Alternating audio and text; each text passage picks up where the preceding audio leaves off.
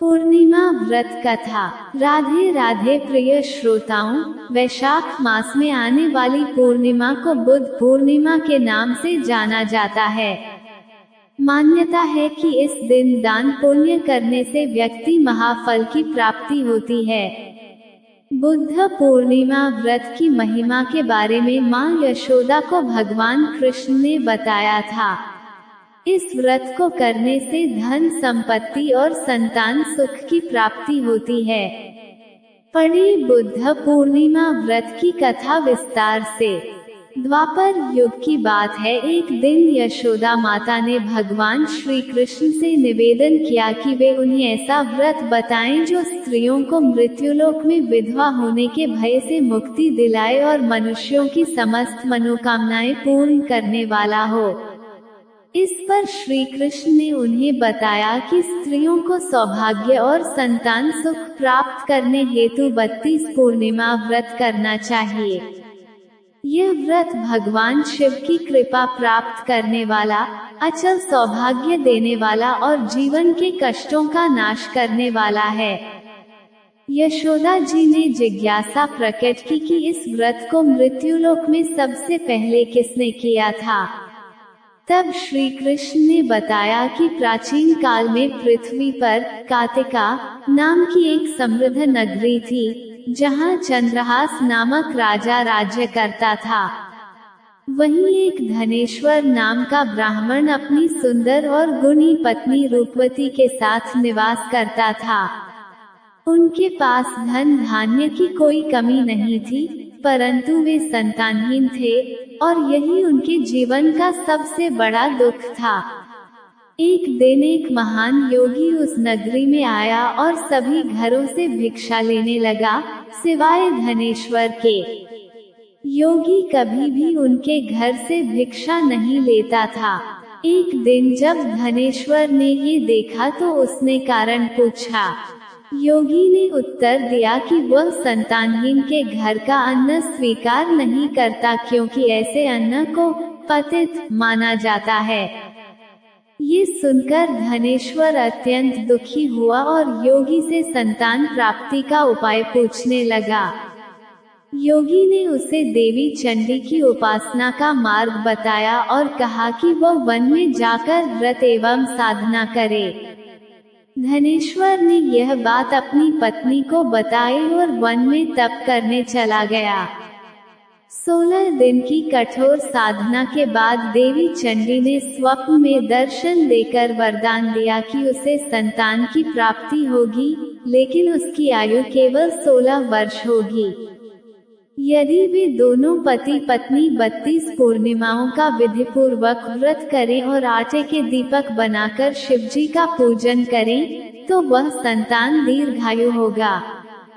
प्रातःकाल धनेश्वर ने एक आम के वृक्ष पर सुंदर फल देखा, परंतु वह फल तोड़ नहीं पा रहा था। तब उसने श्री गणेश का स्मरण किया। गणेश जी की कृपा से वह फल प्राप्त कर घर लौट आया और अपनी पत्नी रूपवती को वह फल खाने को दिया।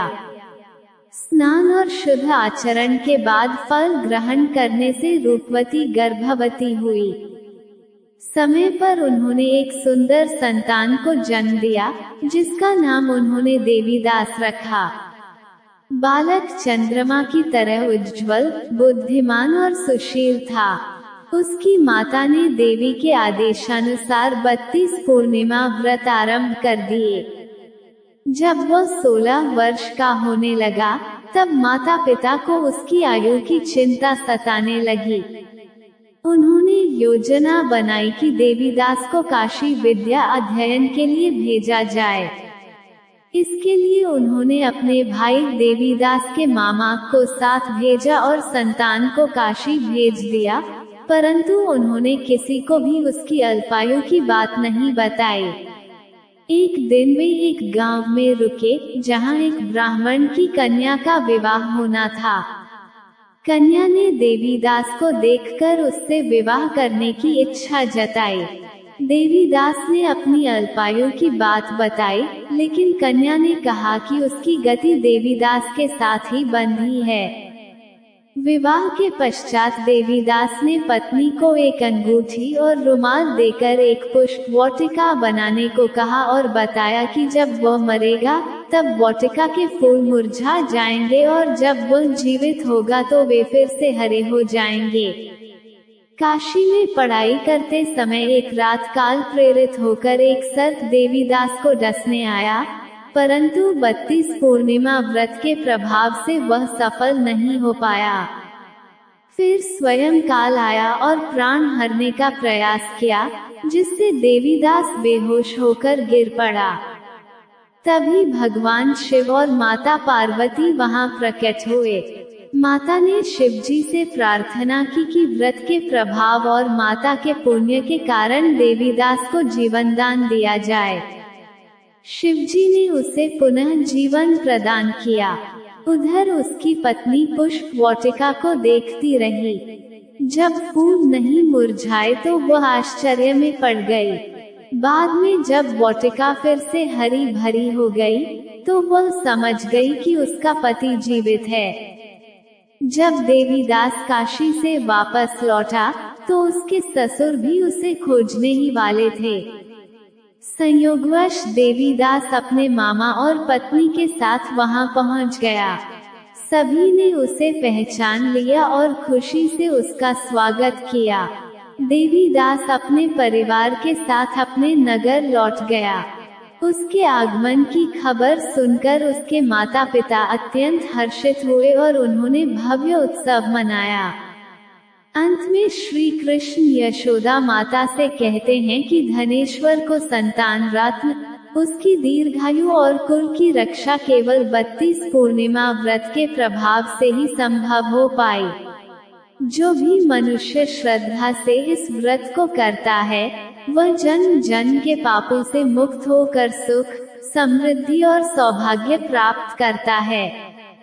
प्रिय श्रोताओं, वैशाख पूर्णिमा की यह कहानी आपको कैसी लगी कमेंट करके हमें जरूर बताएं।